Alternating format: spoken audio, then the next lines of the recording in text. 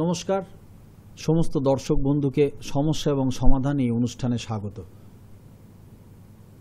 বসন্তের আগমনে আমরা এই কথা বলি, কি আনন্দ এ বসন্ত, আজ তোমারই এ কুঞ্জেরও পারে। দেখো চেয়ে দিগন্ত জুড়ে কত পাখি যায় উড়ে, ঘুরে ঘুরে বহু দূরে, বাঁধ ভাঙা প্রাণেরই জোয়ারে। তো বসন্তে কি আমাদের মনে হয় না যে আপনারাও বাঁধ ভাঙা প্রাণের জোয়ারে ভেসে যান?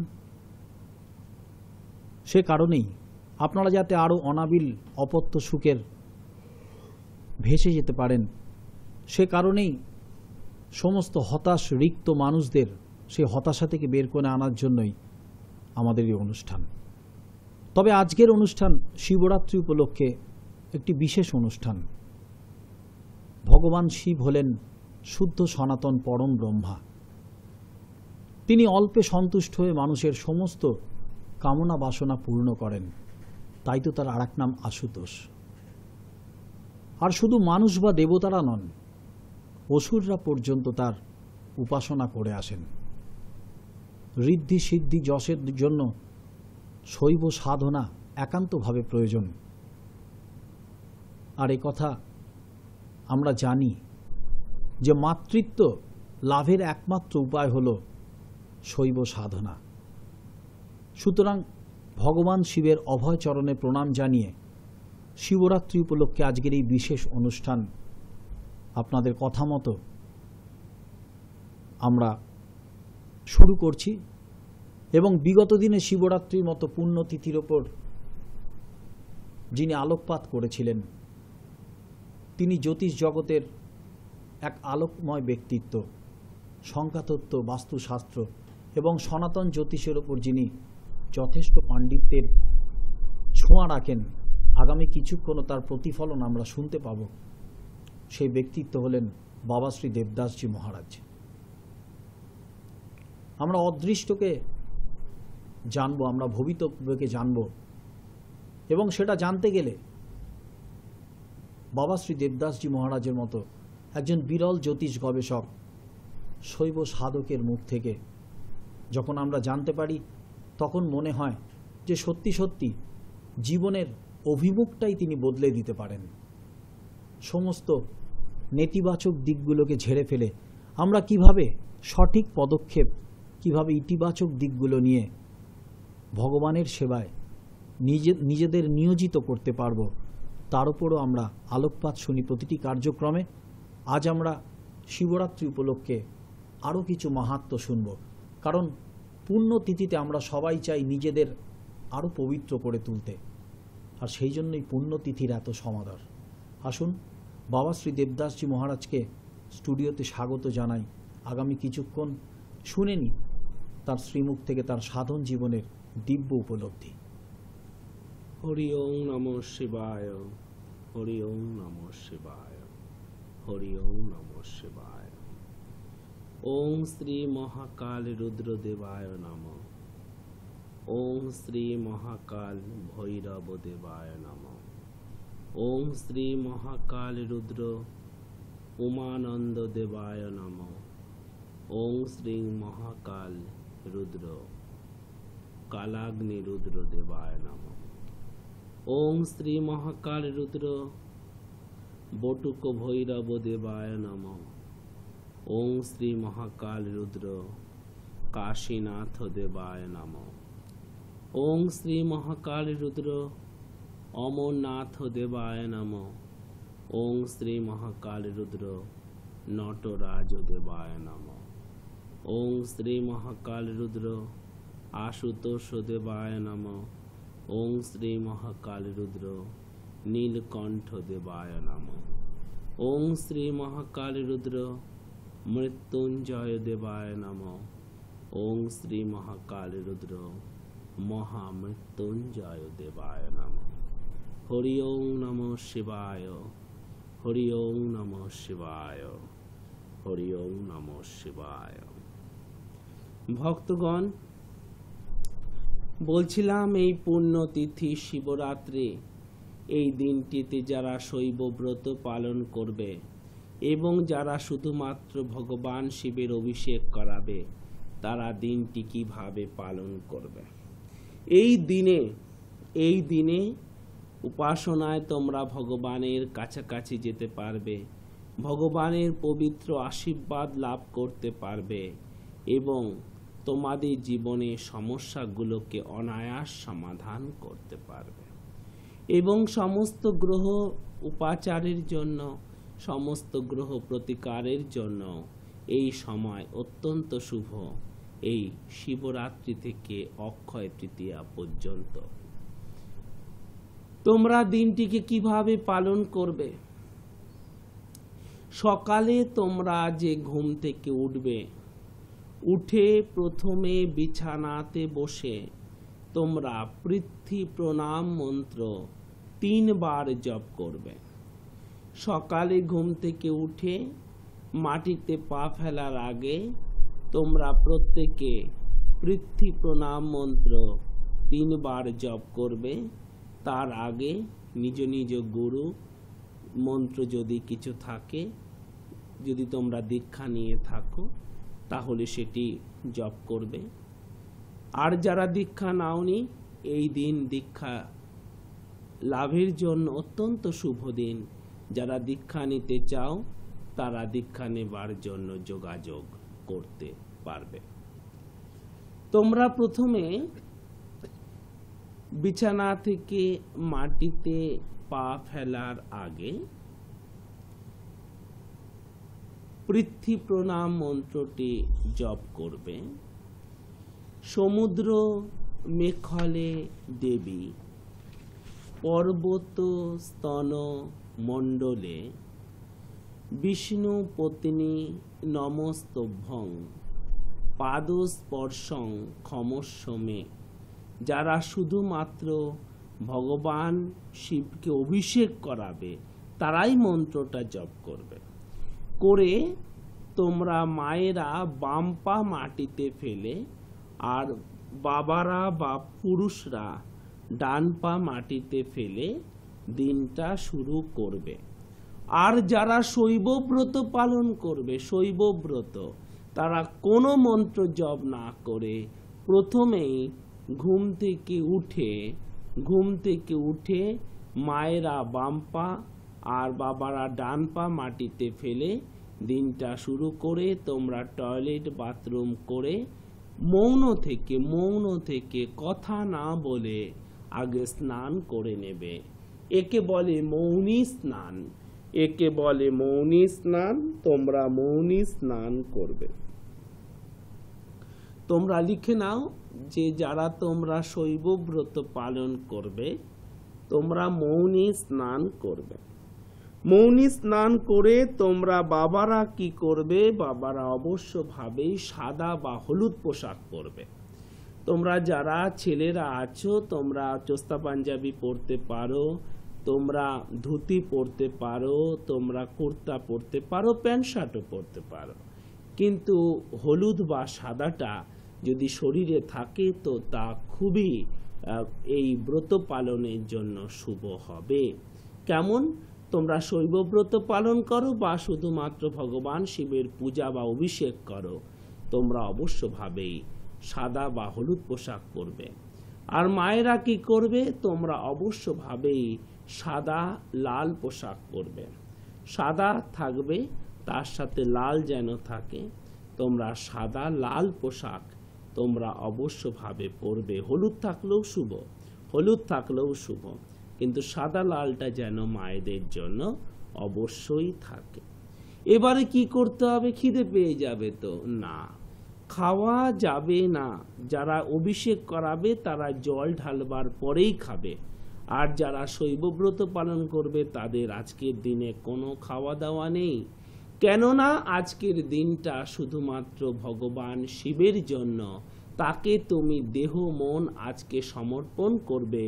তাই আজকে তপ করতে হবে। তপ হলো তপস্যা। একদিকে ভগবান শিবের নাম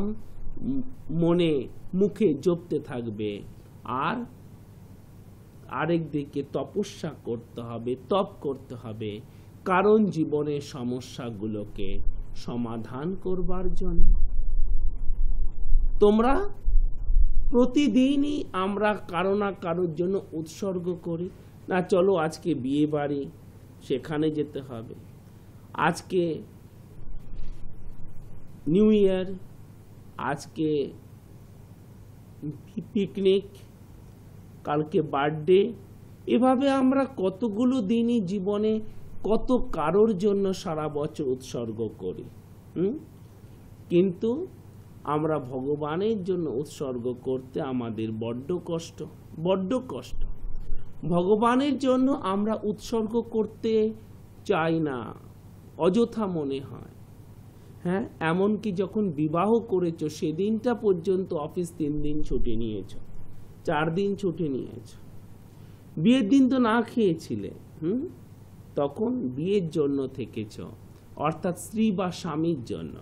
কিন্তু আজ যিনি পতিরও পতি, তোমার স্বামী তুমি যার ভাগ্যে পেয়েছো বা পাবে, তোমার স্ত্রী তুমি যার ভাগ্যে পেয়েছো বা পাবে, যার জন্য, যার কৃপায়, তোমার সন্তান তুমি যার জন্য পাবে, তোমার সুসন্তান, তার জন্য, সেই পরম স্বামীর জন্য না খেয়ে থাকাটা খুব কঠিন, টু মাচ ডিফিকাল্ট। না খেয়ে থাকা খুব কষ্ট, কিন্তু থাকতে হবে। কেন থাকতে হবে? কেন না খেয়ে থাকতে হবে? কেন না খেয়ে থাকতে হবে?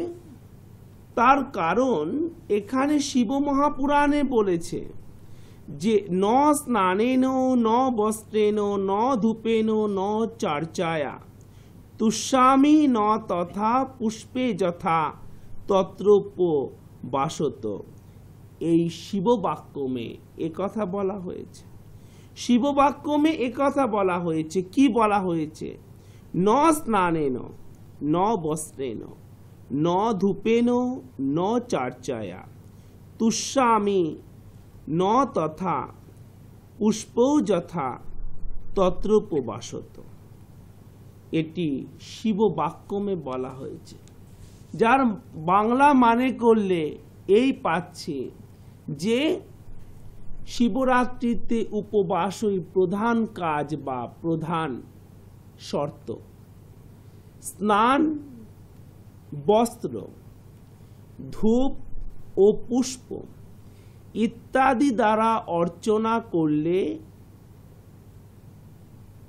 আমি, অর্থাৎ ভগবান শিব, তিনি নিজে বলছেন, যেরূপ সন্তুষ্ট না হই একমাত্র উপবাস করলে আমি ততোধিক, মানে তার থেকেও বেশি সন্তুষ্ট হইয়া থাকি। শিববাক্যম, ভগবান শিব নিজে বলেছেন। ভগবান শিব একথা নিজে বলেছেন। মানে স্নান করিয়ে, বস্ত্র দান করে, ধূপ দিয়ে বা অনেক প্রকারের পুষ্প দিয়ে অর্চনা করলেও ভগবান সেরূপ সন্তুষ্ট হন না। শুধুমাত্র উপবাস করলে তিনি যত সন্তুষ্ট হয়ে থাকেন। অর্থাৎ ভগবান শিবের তপ সব থেকে বেশি পছন্দ, তিনি তপে সব থেকে বেশি সন্তুষ্ট। তপ মানে তপস্যা। এর জন্য শিবধামেই দেখতে পাবে যে শরীরকে অন্তিম কষ্টের পর্যায়ে নিয়ে যাওয়া, উপবাস থাকা, তারকেশ্বর, জল্পেশ, দূর দূর শৈব ধামগুলোতে জল নিয়ে হেঁটে যাওয়া, আবার ওই ভারী জল নিয়ে যাওয়া, এই সমস্ত, ওই যে তোমার 1 মাস সন্ন্যাস খাটা, এই সবই কিন্তু এই শৈব তপের মধ্যে রয়েছে। তপ, কারণ ভগবান শিব তপে খুব সন্তুষ্ট। তিনি বাইরের উপাচারে সন্তুষ্ট নয়। তুমি দেখেছো তার জটা, ভস্য মাখা গায়ে, শ্মশানবাসী, ভূতনাথ, তিনি ওপরের সৌন্দর্যে তিনি সন্তুষ্ট নন, তিনি অন্তরের সৌন্দর্যে খুব সন্তুষ্ট। তিনি অন্তরের সুন্দরে সন্তুষ্ট। সত্যম শিবম সুন্দরম।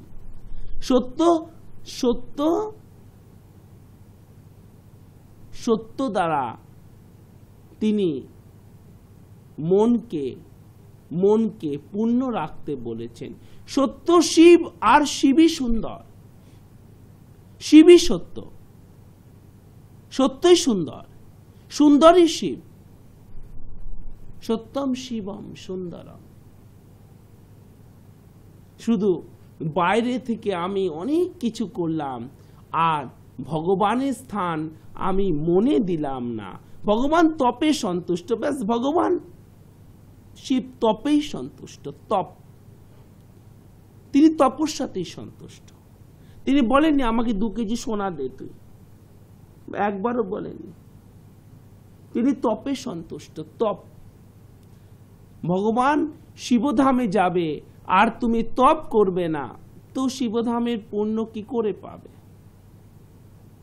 তিনি তোমাকে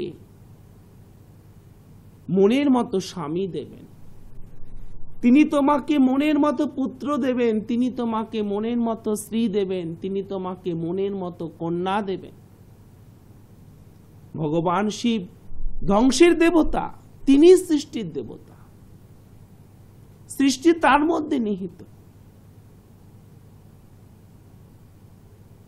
ভগবানের শিবলিঙ্গটি হল সৃষ্টির প্রতীক, তার যোনি এবং লিঙ্গ মাতৃ এবং পিতৃশক্তির প্রতীক।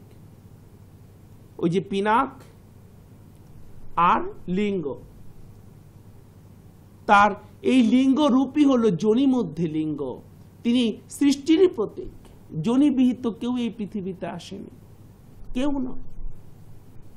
কীট পতঙ্গ, মানুষ, পশু পক্ষী, জীব জন্তু, এমনকি ব্যাকটেরিয়া ভাইরাস তো নয়। তো পুত্র যদি তোমাকে দেবে তো ভগবান শিবই দেবে, সন্তান তিনিই দেবেন। আর পুত্র বলে না অনেকে, একটা যদি ছেলে হতো, পুত্র চাই একটা, বংশ কে দেখবে? অনেক ক্ষেত্রে দেখা যায় যে পুত্রকে বেশি ভালোবাসে পিতামাতা, বেশি, অনেক ক্ষেত্রে, সব ক্ষেত্রে নয়, পুত্র বেশি ভালোবাসে পুত্রকে। তো পুত্র কি? পুত্র কি? পুত্র কথাটির মানে কি? পুত্র, আমার একটি পুত্র চাই বাবা।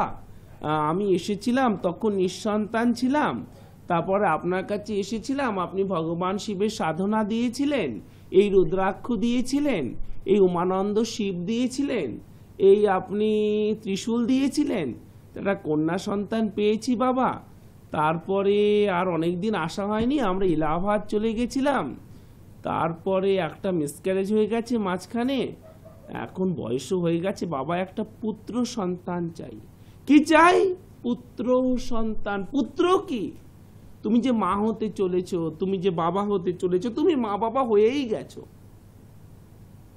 কিন্তু আমি অনায়াস বলতে পারি, অনায়াস, তুমি জানোই না পুত্র মানে কি। তুমি হয়তো জানোই না পুত্র মানে কি, কিন্তু তুমি পুত্রের জন্ম দিয়েছো, পুত্রকে পালন করছো, তো জানতে হবে, জানতে হবে পুত্র মানে কি, জানতে হবে কন্যা মানে কি। মা একটা যদি, বাবা একটা যদি কন্যা হতো, হ্যাঁ, মায়ের মনে খুব দুঃখ, বলে দেখ তোর তো একটা ছেলে হলো, একটা মেয়ে হলো না, যদি একটা কন্যা হতো, যদি একটা কন্যা হতো। তো পুত্র মানে কি আর কন্যা মানে কি? পুত্র পিতা মাতার কাছে এত আদরণীয় কেন? কেন বলে দূর, তোর তো দুটোই মেয়ে, পরের বাড়ি চলে যাবে, তোর তো পুত্র নেই। তো পুত্র এত আদরণীয় কেন? কারণ মা বাবাকে এই পুত্র পুত নামক নরক যন্ত্রণা থেকে ত্রাণ করতে পারে। সংসার জীবন যাপনের ফলে বেশিরভাগ মানুষ নিরপেক্ষ থাকতে পারে না, বেশিরভাগ মানুষ নিরপেক্ষ থাকতে পারে না।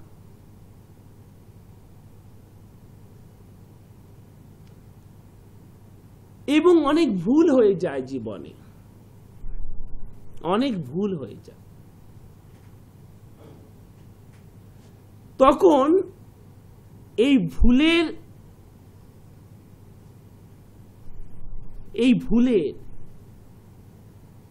এই পাপের প্রায়শ্চিত্তর জন্য পুত নামক একটি নরক আছে। শাস্ত্রে বলছে পুত। সেই পুত নামক নরক যন্ত্রণা ভোগ করতে হয় মা বাবাকে, বা হতে পারে ভুলের জন্য, পাপের জন্য। আর পুত্র কথাটির মানে হলো পুত প্লাস ত্র, পুত্র। অর্থাৎ পুত নাম কারকাত ত্রয়তে ইতি পুত্র। পুত নাম নারকাত ত্রয়তে ইতি পুত্র। অর্থাৎ পুত্র মা বাবাকে এই পুত নামক নরক যন্ত্রণা থেকে মুক্ত করার ক্ষমতা রাখে, মুক্ত করতে পারে, मुक्त करबार अधिकारी, मुक्त करने के लिए मुकम्मल है। पुत नामक नरक যন্ত্রণা, পুত নামক নরক। কিন্তু যদি সে তা না পারে, যদি সে লক্ষ্য ভ্রষ্ট হয়ে যায়, তাহলে শাস্ত্র বলছে, কথাটি সুন্দর নয় কিন্তু শাস্ত্র বলছে, তাহলে সে পুত্র নয়, সে মূত্র সদৃশ্য। মূত্র মানে প্রস্রাব।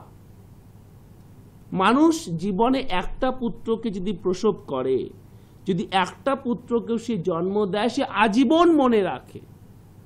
আর মানুষ কতবার মূত্র ত্যাগ করেছে সে মনে রাখে না। একদিনে সে কবার মূত্র ত্যাগ করেছে তাও মনে রাখে না, মনে রাখতে পারে না। মূত্রকে ভুলে যাওয়া যায়, পুত্রকে ভোলা যায় না। তাই পুত্র এত আদরণীয় কেন? পুত্র যদি তোমার সঠিক পথে চালিত হয়, তাহলে সে তোমার পুত নামক, তোমাদের পিতা এবং মাতা উভয়কে পুত নামক নরক যন্ত্রণা থেকে মুক্ত করতে পারে। তো সংসার যন্ত্রণা তো কোনো কথাই নয়। একে নাপি সুবিক্রেণ পুষ্পিতেন সুগন্ধে না, তোমরা তো শুনেছ। একটা বৃক্ষ যদি সুগন্ধ বিশিষ্ট হয়, তাহলে সে পুরো অরণ্যকে সুগন্ধে মাতিয়ে তুলতে পারে।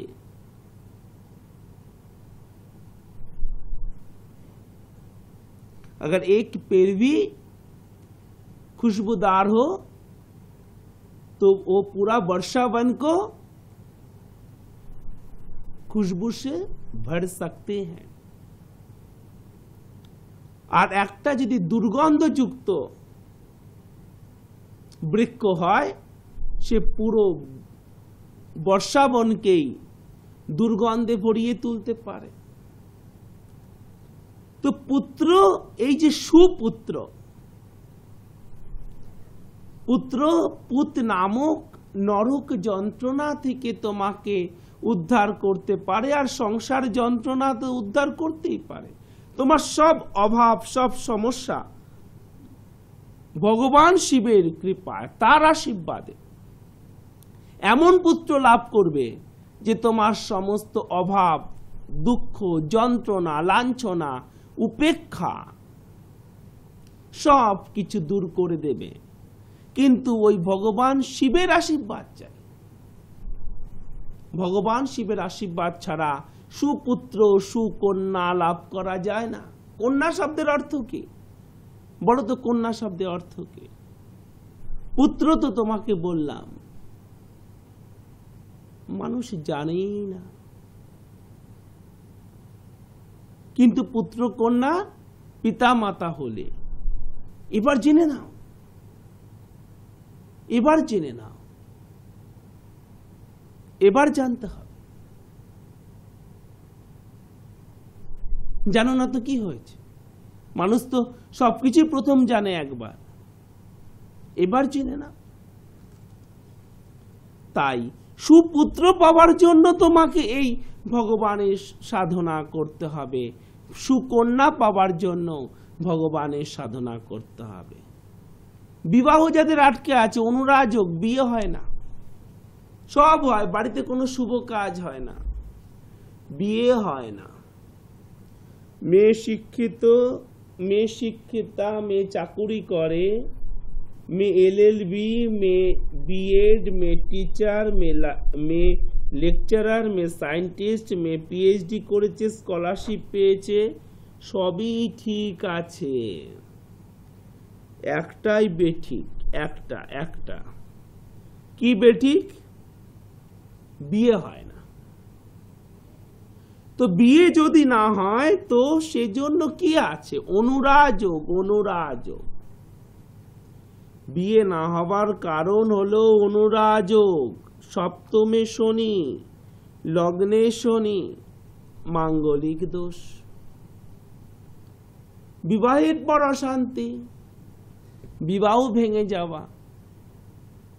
এই সব সমস্যার সমাধান এই ভগবান শিবের সাধনাতেই আছে।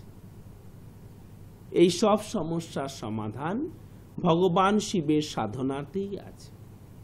আমি তোমাদের বলবো, তোমরা লিখে নেবে। কেমন?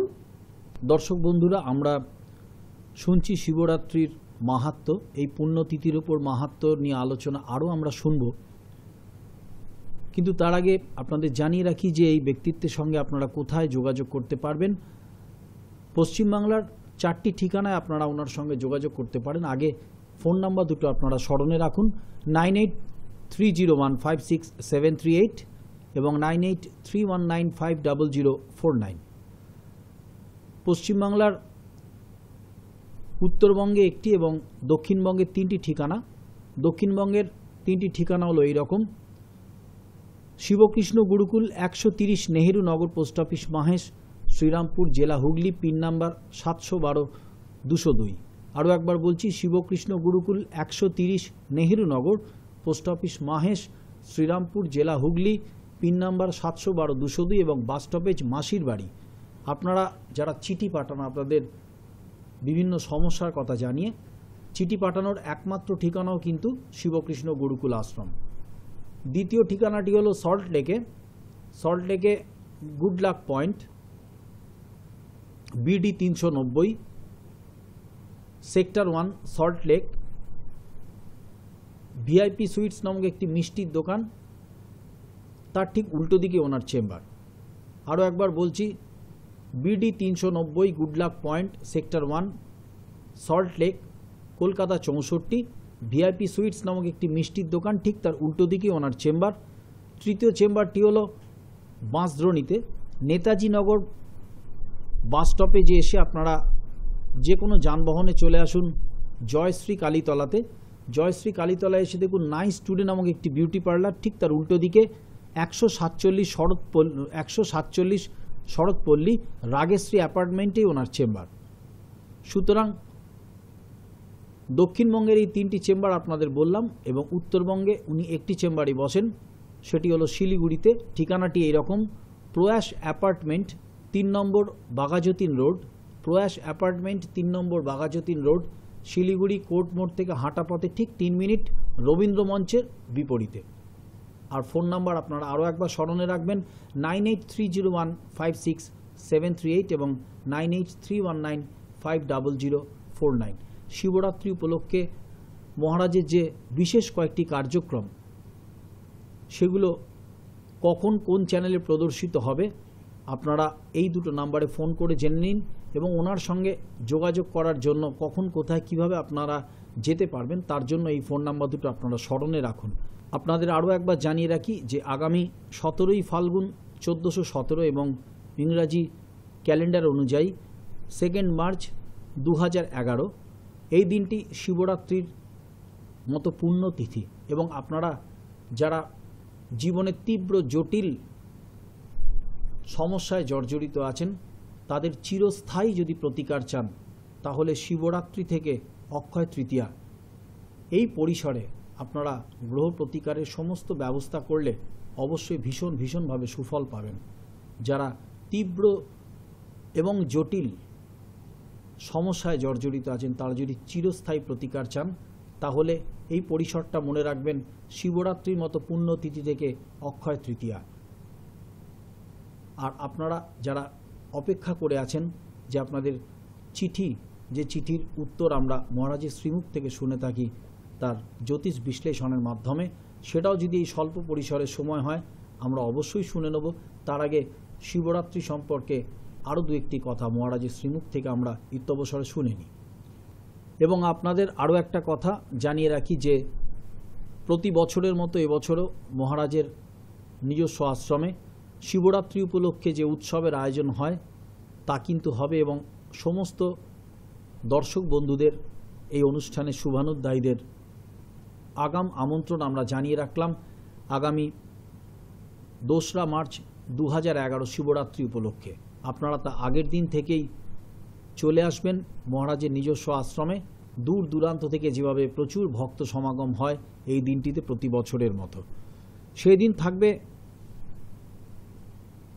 3 দিন ধরে যে অনুষ্ঠানটি হয় তার মধ্যে শিব চতুর্দশী পালন, শৈবব্রত পালন, মহামৃত্যুঞ্জয় যজ্ঞ, শিব মহাপুরাণ পাঠ, অগ্নিবিদ্যা অধ্যয়ন, ধ্যান শিবির, শৈব শক্তি অধ্যয়ন, এরকম নানারূপ বৈদিক ক্রিয়াকলাপ তো থাকবেই।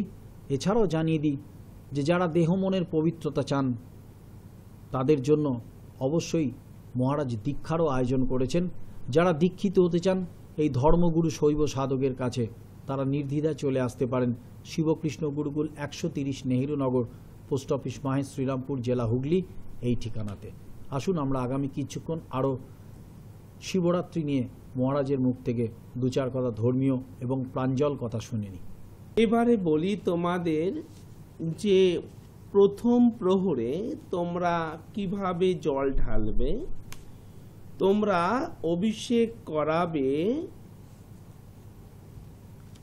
তামা, কাঁসা, রূপো ঘটিতে বা পাত্রে জল নেবে এবং মাটির পাত্র হলেও চলবে। কেমন? প্রথম প্রহরে সাথে প্রতি প্রহরেই গঙ্গা জল লাগবে, গঙ্গা জলটা লাগবেই লাগবে। তোমরা প্রথমবার জল ঢালবে, গঙ্গা জল থাকবেই, প্রতি প্রহরেই থাকবে। সাথে বেল পাতা থাকবে, বেল পাতা থাকবে, ধুতরা ফুল থাকবে, নীল ফুল থাকবে, কিন্তু টগর ফুল থাকবে না। সাদা ফুল, ধুতরা ফুল, নীল ফুল থাকবে, কিন্তু টগর ফুল থাকবে না। প্রথম প্রহরের মন্ত্রটি কি আর কিভাবে তোমরা জল ঢালবে? প্রথম প্রহরে তোমরা শুধু গঙ্গা জল ঢালবে বা বিশুদ্ধ জল, এই আঙুলটা বাদ দিয়ে, এই আঙুলটা বাদ দিয়ে পাত্রটাকে এভাবে ধরবে। দেখো ছবিতে, দেখো কিভাবে আমি দেখিয়েছি, ওইভাবে দেখেছো কিভাবে জল ঢালা হচ্ছে, দেখে নাও এই আঙুলটা বাদ দিয়ে। কেমন? মন্ত্র হলো ওং পশু পতয়ে নমঃ, ওং পশু পতয়ে নমঃ। এবারে এটা তোমরা কিভাবে বলবে? এই ছন্দে তোমরা বলবে ওং পশু পতয়ে নমঃ, ওং পশু পতয়ে নমঃ, ওং পশু পতয়ে নমঃ, ওং পশু পতয়ে নমঃ, ওং পশু পতয়ে নমঃ, ওং পশু পতয়ে নমঃ। এই আঙুলটা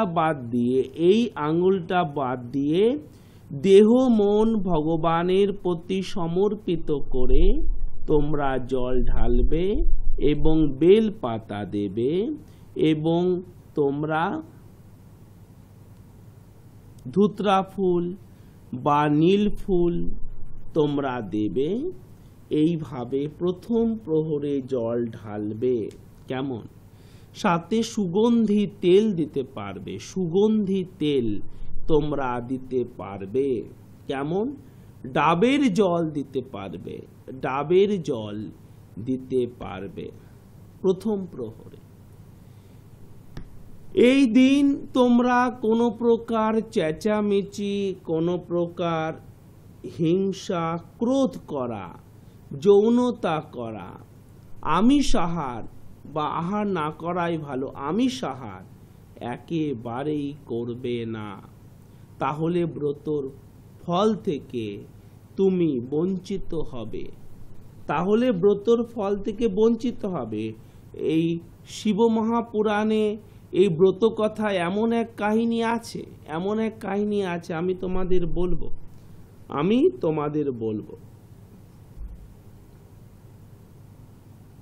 এবারে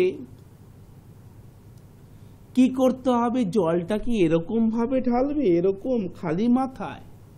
না, জল খালি মাথায় ঢাললে হবে না। জল কিন্তু খালি মাথায় ঢাললে হবে না। জল যখন তোমরা ঢালবে, যারা তোমরা শৈব ব্রত পালন করবে, তোমরা অবশ্যভাবেই কিন্তু তোমরা মাথা ঢেকে নেবে।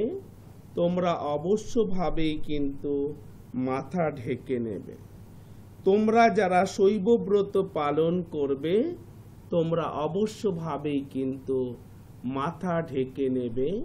তোমরা খালি মাথাতে কিন্তু জল ঢালবে না।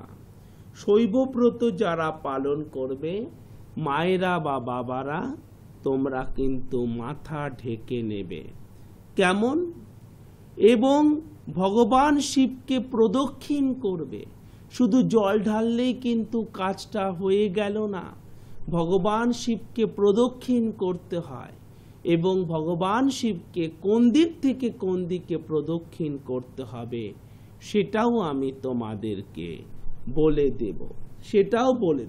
ব্রত কথা যখন তোমাদের শোনাবো তখন সেটা আমি তোমাদেরকে বলে দেব। এবারে বলি, এই শিবরাত্রিতে কি দ্বারা পূজা করলে কি ফল তোমরা পাবে। শিবরাত্রিতে কি কি দিয়া পূজা করতে হয় সেটা লিখে নাও। ধুতরা ফুল, 1 ধুতরা ফুল, 2 শঙ্খ পুষ্প, 3 পদ্ম ফুল,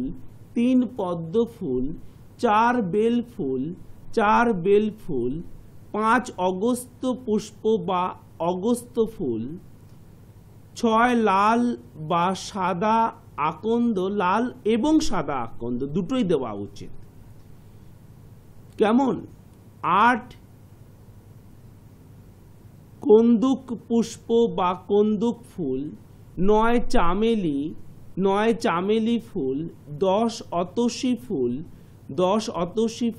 11 জুঁই ফুল, 12 করবী ফুল, 13 হরশৃঙ্গার ফুল এবং 14 তুলসী পাতা, 15 দুব্বা এবং 16 বেলপাতা। এই সমস্ত পুষ্প এবং পত্র, এই সমস্ত পাতা এবং ফুল শিব পূজার জন্য অপরিহার্য, একান্তভাবে দরকার। তো প্রথমে তোমরা লিখে নাও, যদি দুব্বা দিয়ে যদি তোমরা দুব্বা দিয়া পূজা করো, দুব্বা ঘাস, তবে কি উপকার হবে? যারা খুব রোগে ভুগছ, যাদের আয়ু রেখা খুব কম, প্রচন্ডভাবে দুর্বল স্বাস্থ্য, রোগ ব্যাধি পিছু ছাড়ছে না, অপারেশন, রোগ ভোগ, দক্ষিণ ভারত, ব্যাঙ্গালোর, চেন্নাই, বম্বে, বিদেশ, ইন্ডিয়া সুস্থ আর হচ্ছ না, সেক্ষেত্রে এত কিছু তো করছো, ভগবান শিবের কাছে নিজেকে আত্মসমর্পণ করতে ক্ষতি কি? ক্ষতি কি? এত কারোর পায়ে তো পড়লে ডাক্তারবাবু বাঁচিয়ে দিন, নার্সিংহোম, হসপিটাল অথরিটি অনেকের পায়ে তো পড়লে খরচার, স্বাস্থ্যের, চিকিৎসার খরচা কম করার জন্য অমুক নেতার থেকে লিখিয়ে আনুন, এমএলএর থেকে লিখিয়ে আনুন, এমপির থেকে লিখিয়ে আনুন, সবার কাছে তো গেলে ঠিক আছে, তারা গণ্যমান্য ব্যক্তি,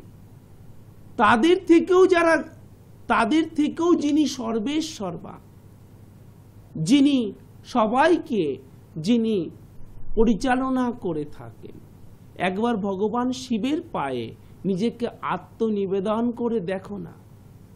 দুব্বা দিয়ে এই মহা তিথির দিন, এই পূর্ণ তিথির দিন তুমি দুব্বা ভগবানের শিবের মাথাতে দুব্বা দিয়ে তুমি পূজা করো, আর তুমি গঙ্গা জল দাও, তাহলে কি হবে? দুব্বা দিয়া পূজা করলে পুরুষ এবং নারীর আয়ু বৃদ্ধি হয়, রোগভোগ কাটে, আয়ু বৃদ্ধি হয়। কেমন বলবো আগামী দিন সব আরো বলবো। যে দুটো নাম্বার আপনাদের স্মরণে রাখতে হবে সেই দুটো নাম্বার হলো 9830156738 এবং 9831950049। এই দুটো নাম্বার আপনারা স্মরণে রাখুন, তাহলেই দেখবেন আপনাদের জীবনে কিন্তু সাফল্যের রামধনু এঁকে দেবেন এই মহান ব্যক্তিত্ব। আর ঠিক এভাবেই বলি যে আপনারা এই মহান ব্যক্তিত্বের সাথে কোথায় কোথায় যোগাযোগ করতে পারবেন। প্রথমটি হলো ওনার নিজের আশ্রমে শিবকৃষ্ণ গুরুকুল, 130 নেহেরুনগর, পোস্ট অফিস মাহেশ, শ্রীরামপুর জেলা, Hooghly, pin number 712-202, bus stoppage মাসির বাড়ি। চিঠি পাঠানোর একমাত্র ঠিকানা হলো কিন্তু শিবকৃষ্ণ গুরুকুল।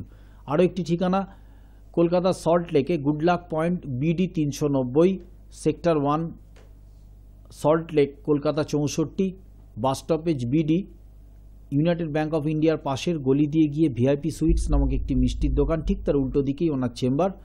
তৃতীয় চেম্বারটি হচ্ছে বাঁশদ্রোণীতে, টালিগঞ্জ মেট্রো স্টেশন থেকে 3টি স্টপেজ দক্ষিণে নেতাজি নগর বাস স্টপেজে এসে আপনারা অটোতে বা রিক্সায় চলে আসুন জয়শ্রী কালীতলা। সেখানে এসে দেখুন নাইস টুডে নামক একটি বিউটি পার্লার, ঠিক তার উল্টো দিকে রাগেশ্রী অ্যাপার্টমেন্ট, 147 শরৎপল্লী, রাগেশ্রী অ্যাপার্টমেন্টটি উনি বসেন। এবং উত্তরবঙ্গের মানুষদের জন্য বলে রাখি যে আপনারা শিলিগুড়িতে, সমগ্র উত্তরবঙ্গে শিলিগুড়ি এবং জলপাইগুড়ির মানুষ মহারাজকে যে ঠিকানার আপনারা পাবেন সেই ঠিকানাটি হলো প্রয়াস অ্যাপার্টমেন্ট, 3 নম্বর বাঘাযতীন রোড, শিলিগুড়ি কোর্ট মোড় থেকে হাঁটা পথে ঠিক 3 মিনিট, রবীন্দ্র মঞ্চের বিপরীতে।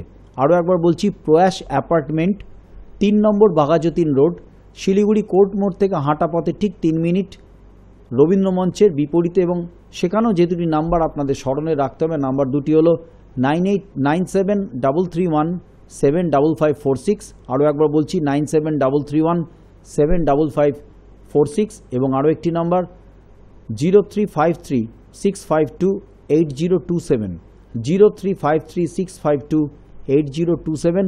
উত্তরবঙ্গের মানুষরা এই দুটো নাম্বার স্মরণে রাখবেন এবং একমাত্র প্রয়াস অ্যাপার্টমেন্ট এই ঠিকানাতেই কিন্তু মহারাজের সান্নিধ্য আপনারা পেতে পারবেন।